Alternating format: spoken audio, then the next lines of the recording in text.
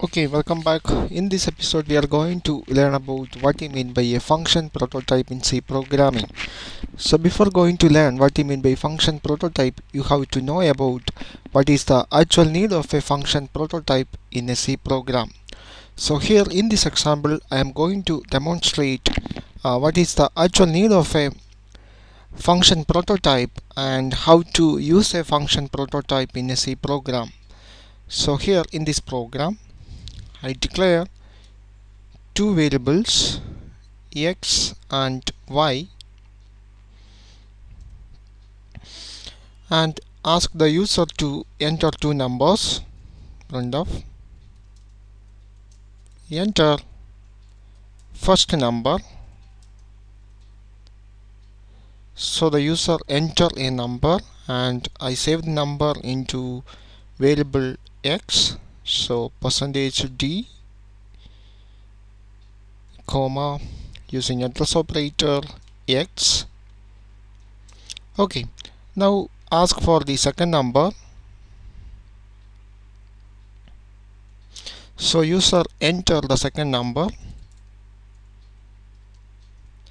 and save the second number into variable y. Okay, so in this program there is only one main function is now available. So here I am going to define another function called calculate.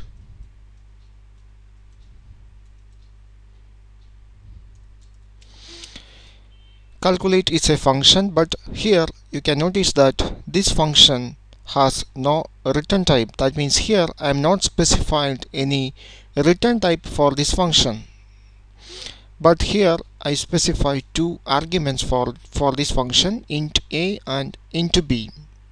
So calculate is a function that has two arguments, but for this function I am not define any return type for this function, even there is no void is present.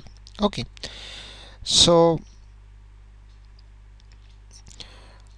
on main function I declare another variable called a result, called r, not the result, int r. R is another variable, and here I create a statement like this: calculate, and pass the value of x and y to that function. Now look at this program, and here also I create a statement. I declare a variable called r. I use the same variable, that is okay, because every variable is local to a function in C programming, so we can use the same variable name in two functions. And I make a statement here is a divided by b, and I return that function, return r.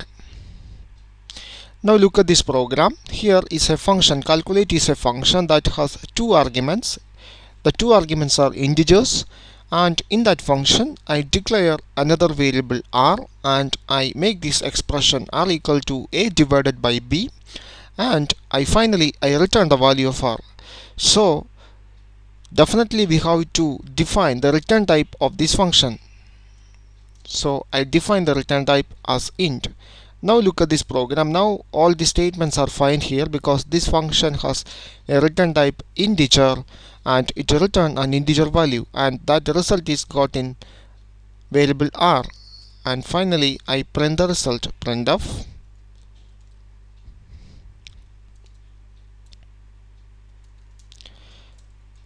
result equal to %d, and here the variable is r. Okay,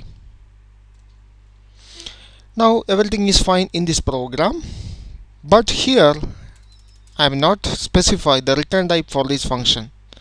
Okay, so if we compile the program, we expect a compiler error because this function return an integer value, and here I am not specified any return type for this function. So we expect a compiler error when we compile the program. So We can check it. I'm going to compile the program. Surprise, there is no errors are available in this program when we compile it. So I run the program. The program runs successfully. That means there is no logical or syntax error available in this program. I put value for first number, I put value for second number. We got the correct result. So what happens in this program? Here is a function called calculate, but here this function has no return type. Then how we got the output? Here we come to the point that if a function has no specific return type in a program, then the compiler assumes that that function will return an integer value. Or we can say that the default return type of a C programming function is int. That's why there is no errors are available in this program. So here I am not specified any return type for this function, and here I return an integer value as a return type for this function. So the compiler assumes that this function return an integer value. That is correct because it return an integer value always because r is integer. So we got the correct output. So that is the point you have to notice. If there is no return type is specified in a C programming function, that function, the compiler assumes that that function return an integer value. Also we can say that the default return type of a C programming function is int.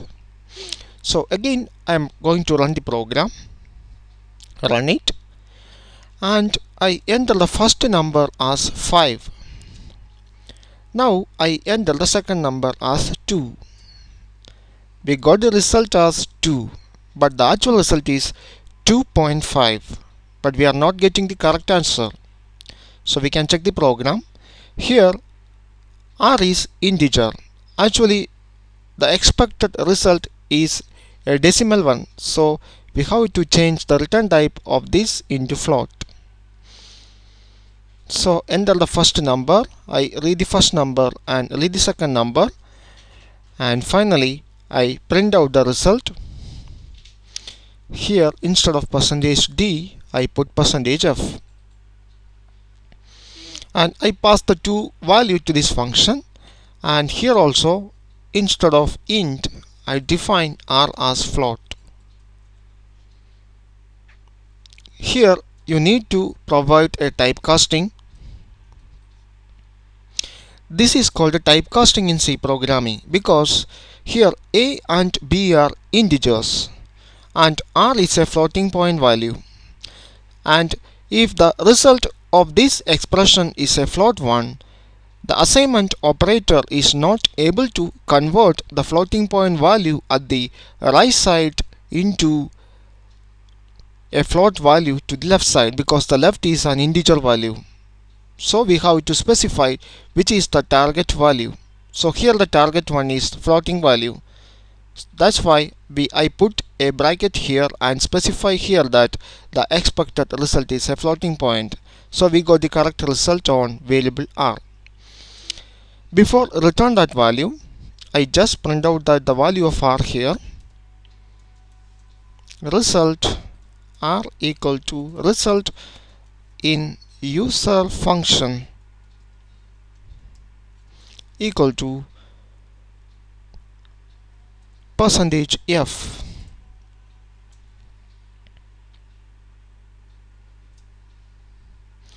And specify the variable name. Here the variable name is r. Okay. So here you can notice that here the return type is, here the variable is actually a floating point one, but it will return. So we have to for return this value we have to define the return type of this function as float. So now the return type of this function is float. It is not integer because we return a float value as a result.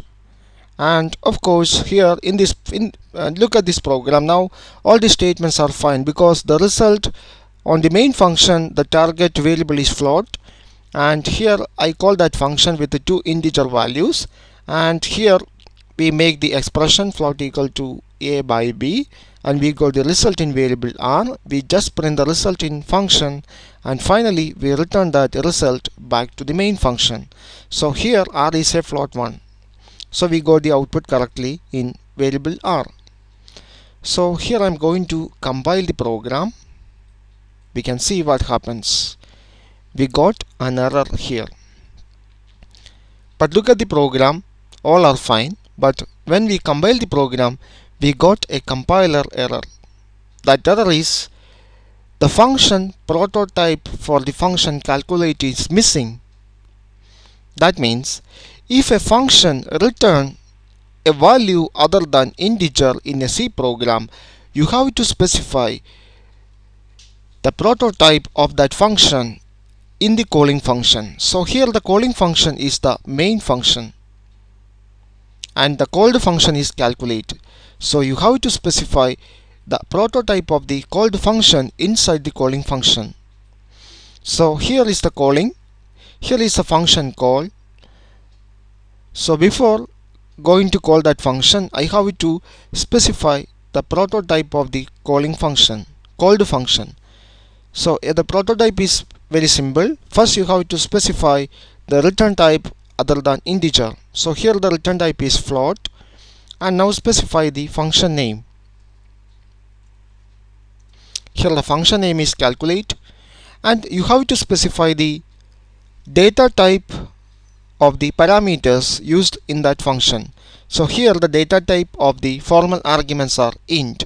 Here I passing two integer, so I put the data type of the arguments are int, int. I using two integer notation here because here in this function I pass two integer values. That's why for the prototype, in the prototype of this function I using two int keyword as parameter type. Okay, now we can check it. Now I compile the program. Now the program is successfully compiled, and now I am going to run it. There is a mistake, there is something errors are available in the program. We have to check it out. Okay, in our program there is a mistake in this printf statement. I forgot to add the AF, so it is printf. Now I compile the program. So I compile it. Now there is no errors are available. So now I am going to run the program. So enter the first number. I put first number as 5, and the second number, put second number is 2, and we got the correct output in the function and main method. Result in user function is 2.5, and finally we got the result in main also 2.5. This is the usage and this is the requirement of the function prototype in a C program. So you need a function prototype in a program if that particular function return a value which is other than integer. That means if a function return, if the return type of a function is not integer, you have to specify the prototype of that particular function inside the calling function. So here the calling function is main method. That's why I put the function prototype for this function inside the main method.